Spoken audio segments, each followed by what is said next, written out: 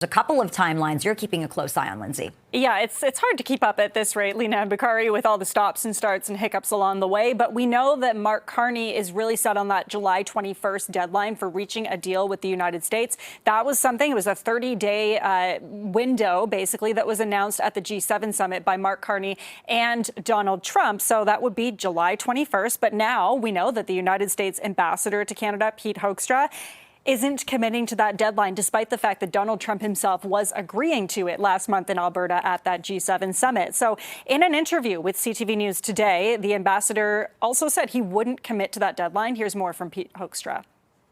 The president has made it clear. I think every country is going to pay some level of tariffs, but the overall agreement, I think at the end of the day, is going to be good for Canada, and I think it's going to be good for America.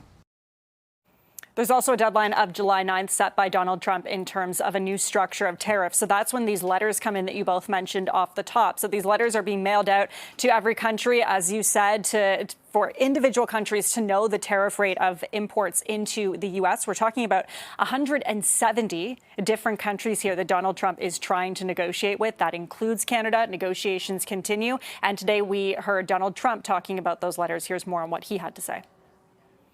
It's basically going to explain what the countries are going to be paying in tariffs.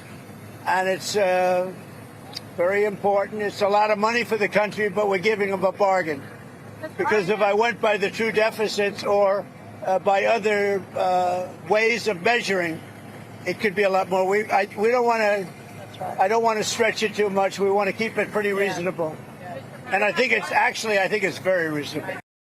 So Pete Hoekstra kind of echoed that sentiment, saying Canada will get more than just a letter because we are one of the U.S.'s largest trading partners. So we're getting more of an outlined structure in terms of what tariffs for our imports into the U.S. will look like. We know also Lindsay Biscaia Hoekstra said that he believes Carney and Trump have a really good relationship. He said that they text a lot.